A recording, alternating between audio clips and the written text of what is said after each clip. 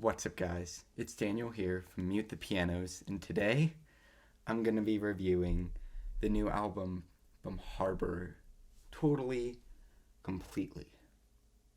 Harbor are a three-piece band from the state of Ohio, consisting of band members Ben, Matthew, and Bryce.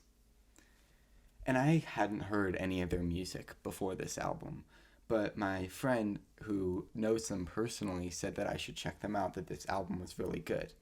And of course, I was slightly skeptical, as you would be if you see a band with 200 monthly listeners who haven't broken out that much, really. I was expecting to find a band who were struggling to maybe find their sound, who were just beginning to learn about what kind of music that they really wanted to make for themselves. And in addition, I was expecting kind of an amateurish sound, kind of lo-fi mixing and not super great production quality, which would be completely understandable. And that's not to diss on the albums that do have some of those features, because those albums can be really great as well. But they're just working with so much less, so they have to change their aesthetic to match that so much less that they have. Are an art rock, hard rock, psychedelic rock, progressive rock band, and their sound constantly shifts between all of those things, even going sometimes into noise rock and a bit of metal, and they really take from all these various influences without really drawing from them too heavily to create this album. Draw from these sounds, it feels like they're doing it in an incredibly professional way. I mean, if you hadn't shown me that this was a band with 200 monthly listeners who barely anybody knew about, I would honestly expect this to be a high-grade professional studio recording, because it sounds so clean, but not overly produced or anything like that. It doesn't sound like they're trying too hard to make it not sound like they're still just three dudes making music. It still sounds like that. There's still that raw sound, and you still feel a really strong personal connection with the vocals and the lyrics and just the whole music. They've struck this kind of perfect balance between having this really clean and professional sound while still keeping it raw and human. I mean, I could go on and on and on about how well I think that this album is produced, because it is absolutely incredible. Just even in terms of albums, I think it's one of the best produced albums that I've heard in a while. But looking more specifically at the music on this album, we get a great starting track with Fool's Lament. Fool's Lament begins with this kind of simple guitar line and these lyrics that are kind of about love and wanting this relationship back, and maybe this narrator in the song is the fool, and he's lamenting that he's lost whatever love that he has. And this is a pretty common theme throughout the entire album. I find the entire album to be kind of this continuing love story, probably not a direct narrative or concept or anything, but each song kind of follows somebody who wants this love but for some reason isn't able to have it. And this is told very directly on this first song right here. And I mean, the vocals are absolutely fantastic on this track, and I would say every other track on this entire album. They're strong, they're powerful, they're raw, and they're really, really beautiful. I think it's Ben who's doing the vocals. I'm not sure. I think they might switch. I don't know everything about that, but I think Ben does a lot of the vocals for these songs, if not all of them, and he's really, truly a beautiful vocalist. And coming back to Fool's Lament, the song climaxes really, really beautifully as well, and the way that it finishes with that opening guitar line is fantastic too, representing that kind of continuous loop that maybe they feel like they're stuck in, whoever this person is. And then we get One Foul Love, which again takes on those kind of same themes of, a love that's trying to happen but just can't. But man, this is one of the best written songs about love that I have heard in quite a while. I really, really love the perspective that Harbor takes in this song. They kind of talk about this idea of a foul love, personifying it as something that's just laying on the ground waiting for a foul life to like pick it up and like for them to be together, but these two things are perfectly out of sync. They can't ever be together. And this longing, saying millions and millions of years waiting for this to happen, is shown so perfectly on this song. And really, I was just blown away by how mature and forward thinking their songwriting seems to be. Even if this topic does get explored a lot on this album, I think Harbour does a really good job at making every song sound at least a little bit different in what exactly they're approaching when they're talking about love and relationships and all the failures that can come with those things. And there's also a guitar in the right channel of this track. It's kind of sparkly guitar that I absolutely love.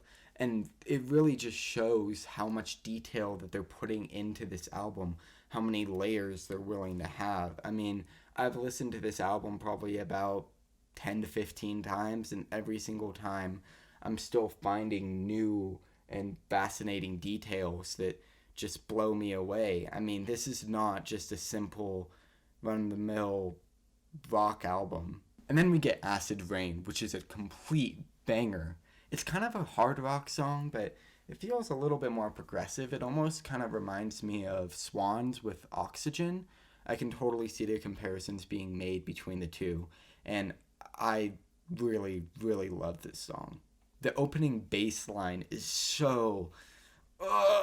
And when the song explodes into all the instruments, it's really fantastic and such a great bop of a song. I see this song lyrically as kind of cryptic. The lyrics, like, the rain's, like, coming down gets repeated a lot, and I'm not sure exactly what it means. I was seeing some undertones from the beginning of the song about maybe they're taking something too far. They should have stopped it, but now they're feeling the wrath of taking the thing too far, and that's what this acid rain is. I don't know. It was a little bit confusing, as a few songs on this album were. I think that if there's really any flaw I can find in this album, it would be that sometimes lyrically the songs don't get fleshed out enough, and I'm a little bit confused on what's going on. But then, oh boy, we get Tranquilizer / Mantle. And this song is truly where I see all of the potential, all of the amazing music that I think Harbour will be able to create in the future. This song is an absolute masterpiece, one of my favorite songs that I've heard in such a long time. There's these fantastic sparkly guitars that, while are littered throughout the entire album, I think work so perfectly right here. It feels like you're kind of staring into the sun almost and seeing like the sun glinting off of everything around you. It's so beautiful and so enchanting. And when you have this contrasted with the super marching drum beat of the song as well, I think that it works super well, especially when the vocals come in. And I really, really love how melancholy and beautiful the vocals are on this song. It's a bit more of a straightforward love song, at least in this first half of Ben, I believe, is talking about how he's having a struggle to decide whether he can be in this relationship or not, or maybe it's not really up to him. But either way, he feels like he's in pain no matter what happens, whether he's able to be in this relationship or not. But still not being alone and having some kind of love is better than being alone. And this hook just gets stuck in my head all the time. I mean, I listen to this song more than any other song on the album just because of how infectiously catchy and kind of dark and sad it is. But what I didn't realize is that this part is only a tiny fraction of what makes this song so incredible. Because then we get the switch to Mantle. And the switch to Mantle is one of my favorite switches that I've ever heard in any song ever. It just feels like this huge like relief, like some kind of euphoria or something. It is so incredible. And as Mantle goes on, we see kind of this dangerous, unstable character saying that like, would you care if I like jumped, if I killed myself? Would you keep my ashes on your mantle? Would I matter to you then? And it's such a dangerous and unstable thought process that he's having, but it seems like it's coming from some kind of place of desperation. And it's really heart wrenching and beautiful, even if you're not necessarily totally sympathizing with the main character in this, just because of how twisted his intentions might be. And that almost feels like it's some kind of callback to the title of the album with Totally Completely. Like he's saying that he's dedicating himself completely to this woman that he's not ready to let go. And I don't know what it is, but when Harbour are super directly addressing this topic, they make an absolutely incredible song. Like later on the album with Broken Hands, I think my other absolute favorite song on this album if I had to choose. Broken Hands, I think, might be the best written song on this album, kind of depicting this abusive relationship, but from the perspective of the abuser, where he seems so ignorant that he can't understand why this woman that he's trying to get with hates him so much and is so scared of him, even when he's doing all of these destructive and dangerous things to try and win her back, that she's changing her name and her address, trying to get away from him, but he won't stop chasing her because he's convinced that if he can't live without her, then they must be meant to be together. It's such an ugly and sad song, but so beautiful at the same time, with another perfect hook that I just can't get enough of. Really, Harbour do an amazing job of exploring these confusing themes, especially from the perspective of somebody who is typically seen as the antagonist. I would say that there are a couple of times where I'm a little bit confused by their messaging, as I said before, like on the track after Tranquilizer, Garden. And I think that Garden, in so many ways, is an absolutely fantastic song. It's this really beautiful and vibrant soundscape that feels like it's constantly evolving, that you're constantly moving through, and it's building this beautiful world. And I really love the vocals on this song, too, especially the oxygen vocals. It's just so beautiful and, again, euphoric. I would say that lyrically this song is a little bit confusing to me. I don't really know what they're trying to say, which is disappointing because I feel like I'm so close to understanding what's going on in this song, but they just don't do quite enough to make it not too cryptic. But I don't know, maybe I'm just missing something, and even if this song doesn't really translate that well to my brain, musically it's still absolutely gorgeous and does feel like you're walking through some kind of garden. And this song is just absolutely amazing, even when I'm a little bit confused on the lyrics. Next song, Parcel, there's no lyrics to be confused about because it's just an instrumental, and a really, really good instrumental at that. It almost reminds me of some ambient stuff that Tim Hecker would do. I totally see how it's ambient, but it's also constantly moving and evolving, and it's honestly really beautiful and proves that Harbour could do ambient music just as well as they could do rock music, and I would honestly really love to hear an ambient album from them. It's a great transitional song into the already great Broken Hands, and yeah, I just really love it, and with every song I just get more and more blown away by how incredible the instrumentals are on this album. The Spaces is yet another really cryptic song that I'm not really sure if I can decipher any sort of meaning from it, so I don't know if I should really be trying to or not. I know it's kind of talking about some kind of dog, which I feel like could still be related to the themes of love, since love has been an central topic to every song on this album so far as I can tell. But again, this is another pretty good song. I really love the beat on the song, actually. I think the beat really steals the show. It's really great. I'm not sure exactly how they made it, but I really, really love it. And also, I really love the kind of screechy guitars in the second half of this song. And when the vocals re-enter, it's just like a beautiful, like, bird just soaring through the ashes of this ugly song that's also really beautiful.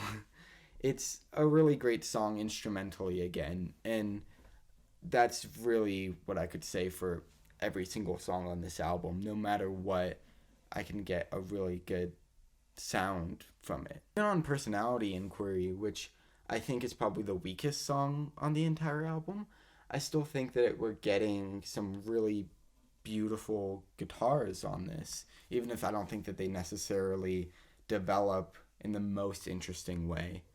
And conceptually, I feel like they're really close to doing something fantastic on this song. It feels like the narrator is talking to somebody who's about to get executed, something like that, and they're talking about like how terrible this person is, and but maybe it goes then from the other person's perspective. I was a little confused, and honestly this song just made me want more of whatever they were talking about here. And it was a little bit just confusing overall. It just felt like a concept that didn't really get fleshed out super well. But thankfully, the album closes super strongly with a round of applause, which feels almost like a metal song in certain ways, with this super, super gnarly instrumental and these really ugly and nasty lyrics where, again, it seems like they're condemning somebody, saying that they're not really showing them their true self, not showing how messed up they might actually be, and that God might not let them into heaven and that the dogs should have them. I don't know if maybe it could be considered to be the same person they were talking about earlier on the album. I'm not sure if there's any connection between songs on this album or not, but really what clearly, very clearly steals the show on this song is the hook, especially later in the song's 10-minute runtime when Ben starts like screaming the lyrics. It's such a subtle build-up that you're not noticing it for a second, and you realize that he's just becoming more and more intense throughout the entire song. And oh man, it is insane, and the track just completely then devolves into absolute insanity. It is an incredible moment on the album, and really the only way that Harbour could have closed this amazing album. And apparently Ben coughed up blood after recording this, which honestly doesn't surprise me at all. It totally reminds me of something like Slint would do, something like that, you know, with the I Miss You vocals at the end of Good Morning Captain. It's such a fantastic closer to such a fantastic album. It's pretty much my breakdown on all the songs on this album. And I truly was so impressed by this album, especially considering, again, just how small this band is.